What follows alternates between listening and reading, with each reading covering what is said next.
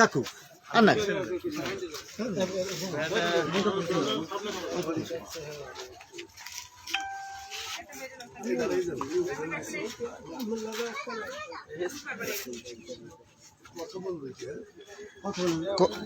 স্যারের কাছে দেন, স্যারের সাক্ষাৎ দেন না।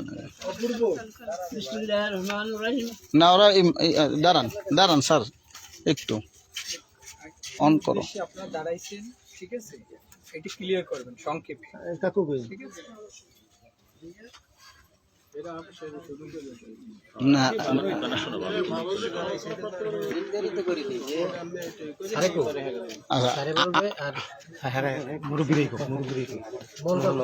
হ্যাঁ, ওই যে আমরা হেলা তিনজনে বলবো। মূল অংশটা সংক্ষেপের ভিতরে কই হবে। আমরা স্টার্টিং হয় না না ঠিক আছে।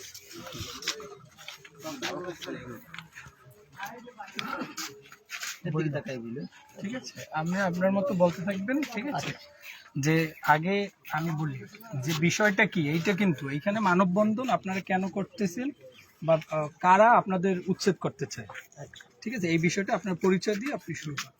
তুমি বললে মনে হয় ভালো। আমি শামসুল্লাহ আলমিন শরীফ, অবসরপ্রাপ্ত প্রধান শিক্ষক।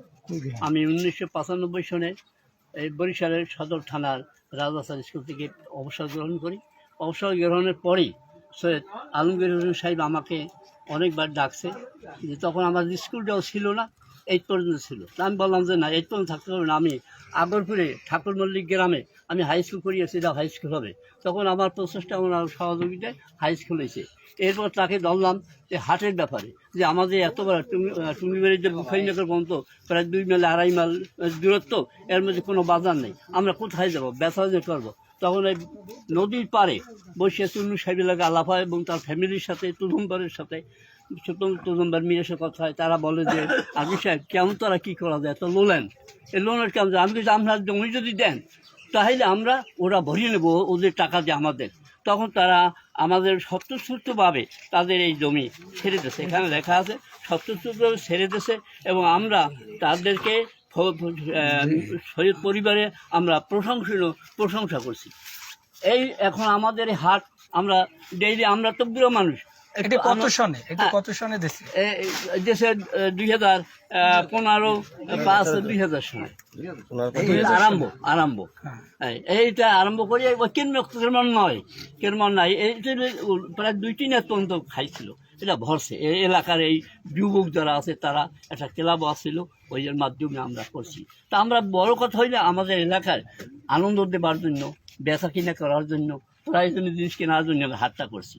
এই হাটটা কেন তারা দিয়া দেশে এখন তারা নেবে কেন, এই আমাদের প্রশ্ন।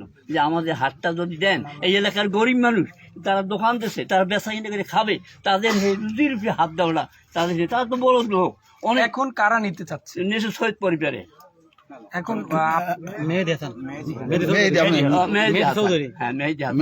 মানে তাদের পরিবারের কেউ, সে কি পরিবারে কি না না না না পরিবারে কেউ না, তার উপর দেশে বোধহয় ই করিয়া আসলে তো জমিটা তো তারা।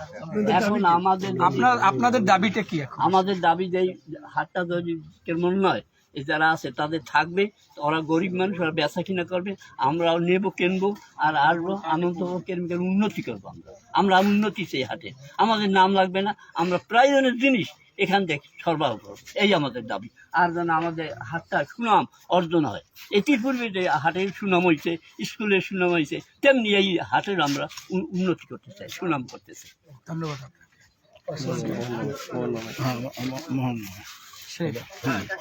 আপনার পরিচয়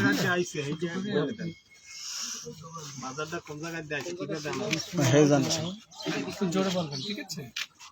বিসমিল্লাহির রহমানির রহিম। এই হাট আপনার মিডিয়া পরিবেশ দরজায় ছিল, সেখান থেকে তারা এই জায়গায় আমাকে আনছে আজ প্রায় 30 বছরের কাছাকাছি। তারা এই আড্রেসে পরে আমরা দোকানপাট করছি, আমাদের দোকান অনেকে ভাঙিয়ে উঠেছে, আমরা চলে গেছি, আর বাদ বাকি দোকানদার সাথে হয়ে গেছে। এবং এক উচ্ছেদ করতে চায় এবং মামলাও 2টা হয়েছে। কারা মামলা দিল? মামলা দিয়েছে ওই মেহেদি হাসান। মেহেদি হাসান, তার ঠিকানা? তার ঠিকানা আমরা বলতেন শুনছি জালকাঠি, লোকমান শুনছি জালকাঠি তার বাড়ি। সেই মেয়ে দিয়েছেন কি আসলে এ কি জমির জমিদাতা বা কোনো না, অংশীদার? সে তাহলে কিছু না, সে কিছু না, তার পরিচয় আসলে গোপন রেখে আপনাদের নামে মামলা দিয়েছে। আপনার এখন চান কি? আমরা চাই যে যাতে ভবিষ্যতে আমাকে এই যে বাজারটা এখানে থাকে এবং আমরা জানি গ্রাম থেকে এই টাকা উঠে গিয়ে কল দিছি যেহেতু এই বাজারের জন্য। এখন যদি আমাকে যদি এখানে আমরা তার থাকতে না দেয় তাহলে আমাকে কিসের ঠিক করি আমরা, আমাকে দাবি যাতে এই জিনিসটা বলবৎ থাকে, এই আমাকে দাবি। চাচা আপনি একটু ক্লিয়ার করেন বিষয়টা যে আসলে এই মেহেদি হাসান, আমরা যতটুকু খবর নিয়ে জানতে পেরেছি এই মেহেদি হাসান এই শহীদ পরিবারের না কেউ না, কেউ না। আচ্ছা, যদি কেউ না হয়ে থাকে সেটা আপনাদের মুখ থেকে আপনারা বলবেন, সেটা বলবেন না আপনাদের মুখ আচ্ছা, থেকে আমি আপনারা বলবেন। finish. ভাই এগুলা